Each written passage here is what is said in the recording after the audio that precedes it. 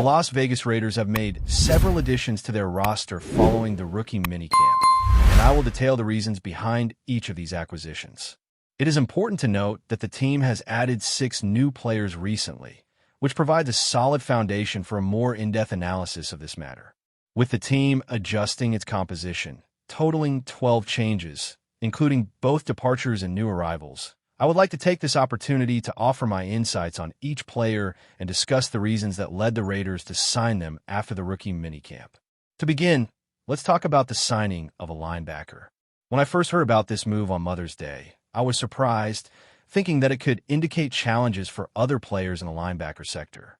However, this decision ended up signaling challenges for an athlete who had been released. In my view, the decision to pursue a specific linebacker could be tied to several fundamental factors, especially the connection with the coaching staff. This relationship is significant, as it appears to be a key point for this coaching staff.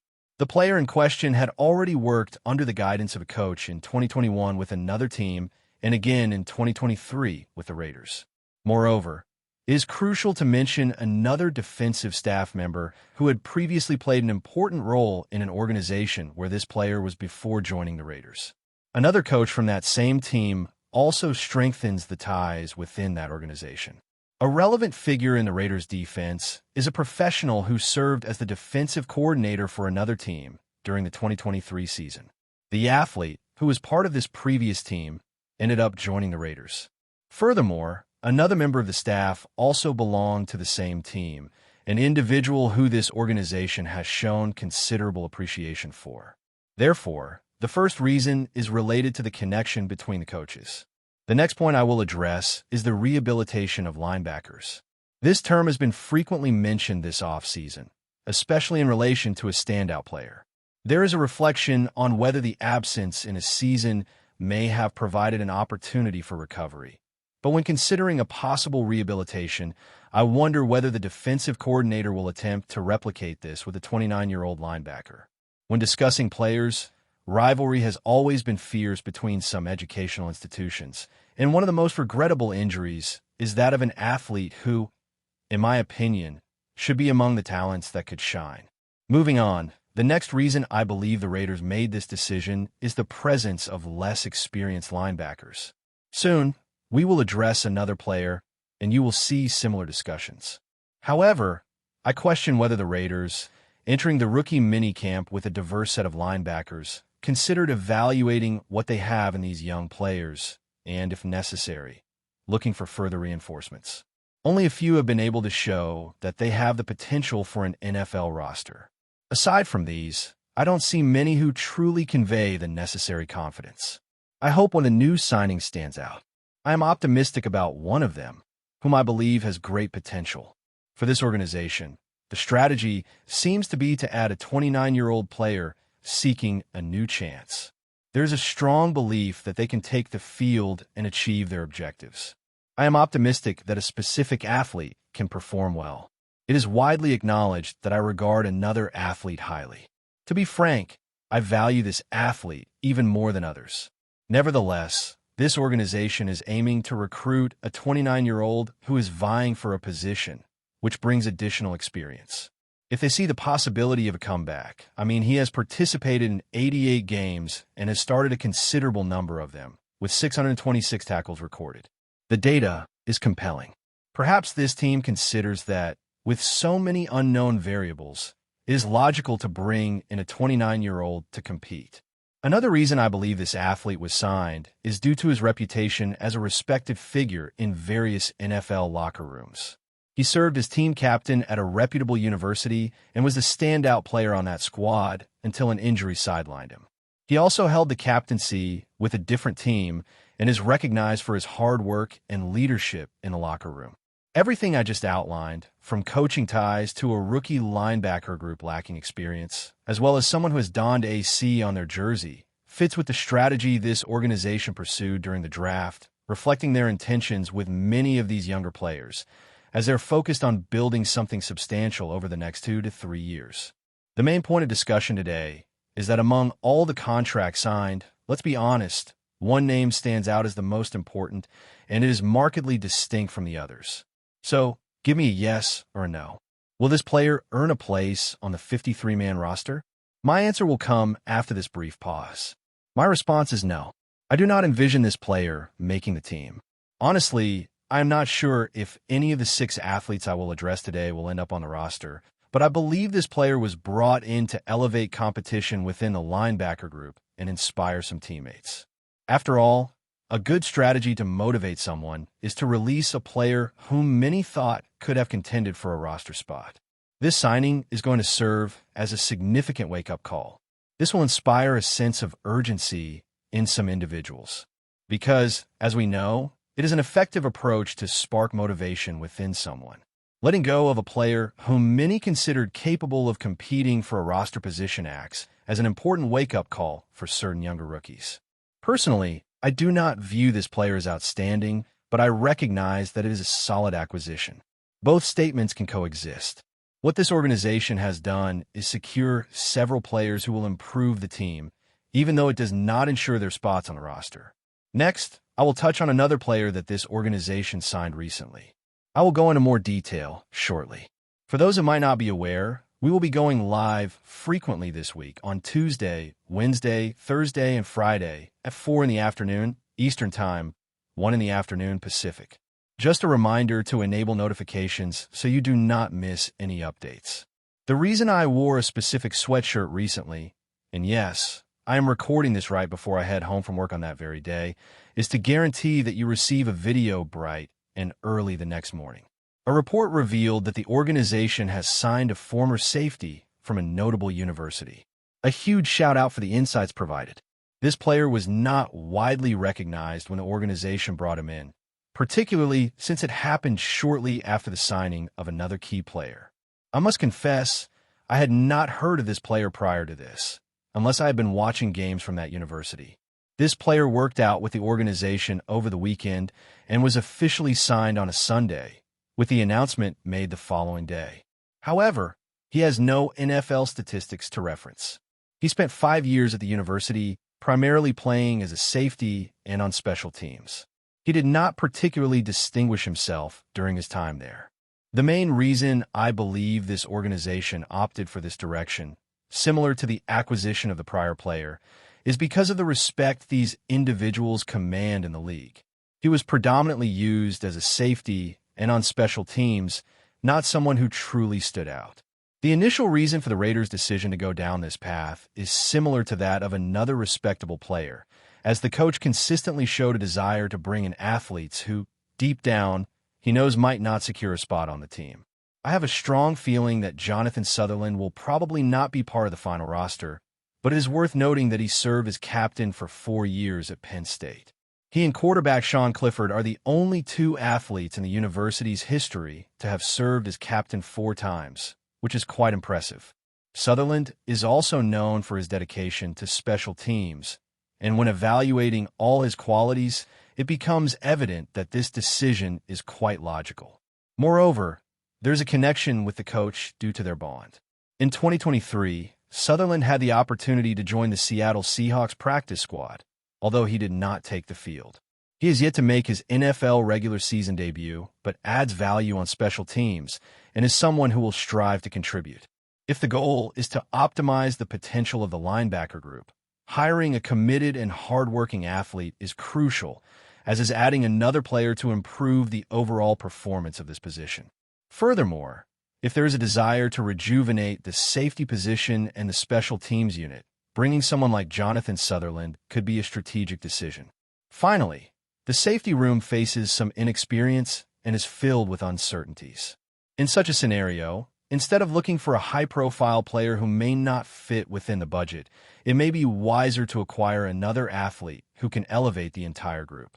This seems to be the general logic behind the choices involving both Jalen Smith and Jonathan Sutherland.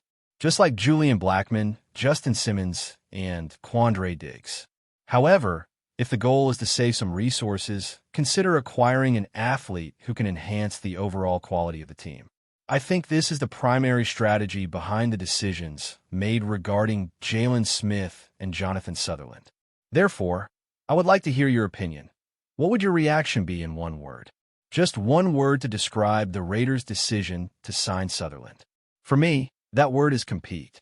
Sutherland will encourage others to compete, just as Jalen Smith will. If you didn't have a chance to watch the viral footage from the Raiders' rookie minicamp with Pete Carroll and John Spytek, it reminded me of the intense atmosphere usually seen during college or high school practices.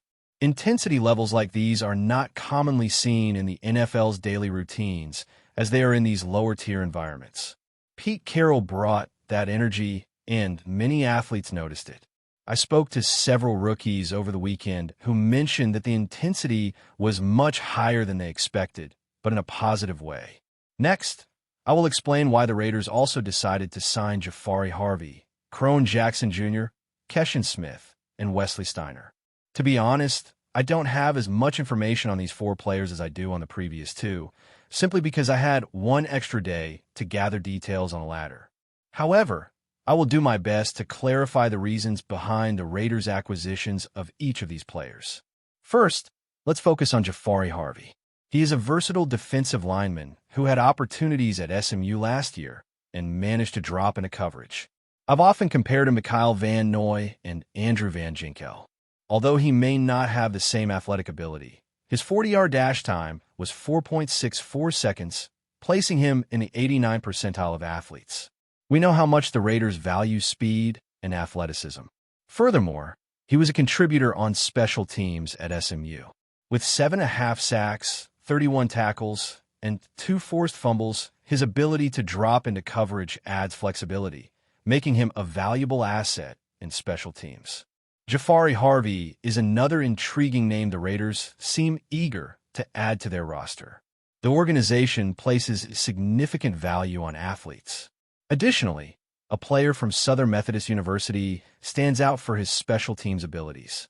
His impressive statistics, including 7.5 sacks, 31 tackles, and 2 forced fumbles, highlight the versatility of this athlete, who can also play in coverage, offering flexibility on the field. Another name the organization decided to incorporate is from a player who also had a stint at Southern Methodist University. It's noteworthy how many players from this institution have caught the team's attention, with the coaches appearing to have a strong connection with this school, even though the relationship between the two is not entirely clear. Both Southern Methodist University and Baylor continue to be institutions under consideration after the NFL draft, resulting in the acquisition of a player for Baylor. The next player under analysis is a receiver who played at Baylor last season. One aspect this group of receivers has demonstrated, as discussed recently, is the team's intention to add height and more options for long plays at the position. Standing over 6 feet tall and averaging 19.7 yards per reception, he fits this profile.